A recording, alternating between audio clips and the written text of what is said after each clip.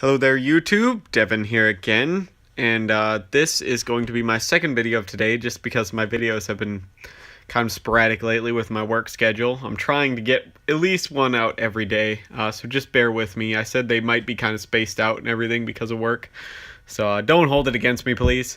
But today is going to be a helmet and camouflage comparison. Now, these are the two countries' militaries that I respect the most, and the two countries' militaries that I affiliate with biologically, because if you don't know anything, my mom is Russian and my dad is Canadian. So I have two camouflage patterns from, so when I go out and play airsoft or reenact or something like that, or I do some acting, I've been in a couple movies as an extra, these are some of the camouflages that I like to wear when I'm representing those countries. And so this you've all seen before on my channel. It's Cadpat, and it's the Cadpat Woodland or Temperate Cadpat. But this is one that you might not have seen before. And this is a Russian camouflage pattern called Twilight in English, or Sumrak or Sumerki if you speak Russian.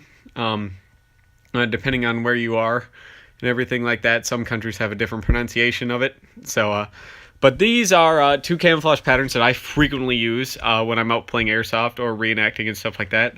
I really like Cadpat for the summer for where I am, because where I am, it's a very temperate woodland area.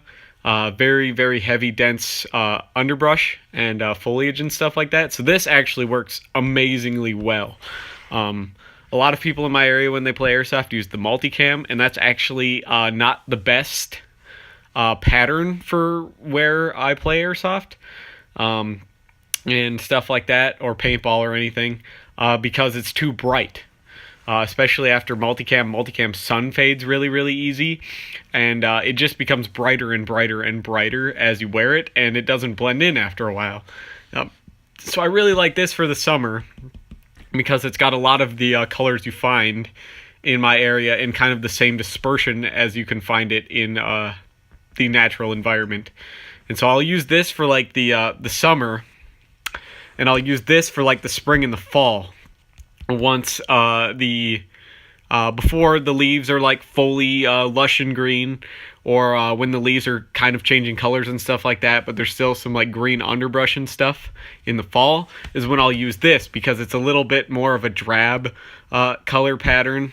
I'll also use this during the times when there's still snow on the ground and stuff like that, because of how the pattern works. This looks a lot like snow. But this is a two digital patterns, and now I'm not the biggest fan of digital camouflage, to be honest, but I actually really, really like these two patterns. This is a kind of an olive drab, a light olive drab color, and then it has black and white and like what is a coyote brown on it, whereas this is a kind of a lighter green, then it's kind of like a pea green, then it's black and kind of a rust color. So these actually have a lot of the same color schemes, except for this one has white in it. But with all the like micro pattern stuff in it, it kind of makes it look gray. Which gray, if you know anything, is probably one of the most adaptive colors out there to use in camouflage, which is why the US used ACU. But all the places they used ACU kind of sucked.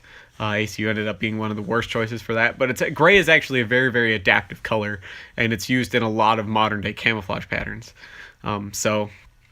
But these two helmets, we'll get into it now, after the camouflage and stuff, and I'll normally wear over whites in the winter. I'll usually use German snow camouflage in the winter, by the way, because I like having some green in it, because there is pine trees around where I play, so solid white kind of sticks out, actually, so I like how the German stuff is kind of an off-white, and it has green in it, so just personal preference.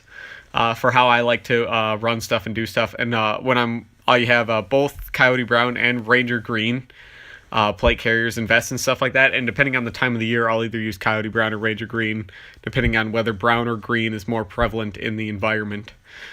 So it keeps my loadout pretty simple, but incredibly effective. But these two helmets now, we'll talk about them, and you've seen both of these in videos before. The Canadian CG634, this is in a size medium, and it's brand new.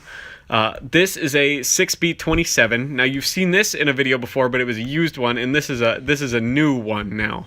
And you'll tell because this one has a different liner, and it has the new kind of like 6B47 style liner to replace the old style liner. So, but this here, we'll take a look at the inside now to compare some. I do like this. You've heard me mention it before in my other videos. Is a suspension type liner. I really like suspension type liners. I do like this liner a little bit less than the CG634. The CG634 tends to fit a little bit more comfortably than this one, because this one uses thinner webbing, which tends to cut in and stuff, and it has the donut ring in it, which I don't like, and straps are a little thin, and these have kind of the same problem, actually, both these liners do, where they tend to adjust as you use them, which kind of sucks. The chin cups are both kind of the same. Instead, this one has a snap instead of having a buckle. This one is a lot more, it's hard to get on quickly, harder to get on quickly than the CG634, but the CG634 and this actually have a lot of the same problems. I didn't have to change anything on the CG634 because I normally wear a hat underneath it. So I'm going to go through, and I have a crappier CG634. I don't wear this one when I go out and play Airsoft, actually, because this one is really nice and I want to keep it in great condition. But I have another one that is used, and that one has a cover on it, a little bit sun-faded cover. That one actually I got with two covers. I had the desert one and the woodland one. The desert one cover is incredibly rare, I guess. The covers were brand new with it, but the helmet was used. That helmet I have changed a little bit. I've modified the sweatband so it goes over this, but it doesn't compromise the stability of the helmet. I did that by rotating, you see this part where the overlap is to adjust. I put that right in the front. So that helps with keeping the helmet stable, but you don't have this little thing cutting into your head. And I've just gone so far as to sew loop type Velcro on the outside of these, and I've super glued on the inside of these plastic buckles hook type Velcro to keep them from adjusting and sliding about, which seems to have solved all of the issues that a lot of people have with the CG634. This one I didn't need to do too much to. This is I have another 6B27 that is all original, and I'm going to keep that one nice for using, but this is going to be my new helmet for playing Airsoft. It's 6B27. It's the digital floor one on the inside, so it's the number 3, as I'm told. The number 3s were the digital ones. But these I'm going to have to go through and put Velcro on too, because they like to adjust as well. But that won't be too much of a problem at all. And I put one of the lightweight helmet sweatbands on it, one of them synthetic leather sweatbands, because these have a really narrow sweatband, and they tend to cut in to your forehead. It's really an abrasive cotton material as well, so the leather sweatband actually helps. But overall, I really like both of these helmets, and hopefully you guys like this kind of stuff too. I'm giving you kind of a thing on what my personal preferences are and how my loadout is. I'll probably do a whole Airsoft loadout video if that's something you guys are interested in. I know a lot of you probably think Airsoft is really stupid, and I understand where you guys are coming from and stuff like that, but I like it because it gets to give me a window to let out some of my aggression, and it allows me to kind of portray some of the history I'm trying to keep alive here, as well as giving a lot of people who who are very new to Airsoft and the world of military and things like that, I gives them windows to other countries and stuff like that. So I actually have a lot of real stuff, and I set up a lot of demonstrations for people. I'll bring a lot of shit. I'll just fill my car, and I'll let them try on stuff from other countries and stuff and see what they like and things like that. I've done that at places too that aren't Airsoft events, where I've gone to like military history stuff, and I've let people try on Russian vests and stuff like that, and Canadian vests and everything else to see how everything else goes. I've even had people from like the U.S. Army and like U.S. Marines come and try on the Russian stuff, and they actually really like it. So, but I will leave this video here then. Hopefully you guys like this video, and you subscribe We're over 90 subscribers now, which is awesome. I really appreciate it, you guys, and thank you so much for taking your time to watch all the videos I have and things like that. It's really nice of you, and I appreciate it greatly. Once we reach 100 subscribers, I'll put out a video with some a gift I'm going to be giving away, whether that be a helmet or a vest or a pair of boots or something. I'll do a video with some stuff that I'm okay with parting with, and I'll ship it anywhere in the world, permitting that the U.S. actually ships to that country. I can't guarantee it'll get there though, so because that'll be the post office's fault. But I will ship it anywhere in the world, insured and whatever you want, for free to you guys.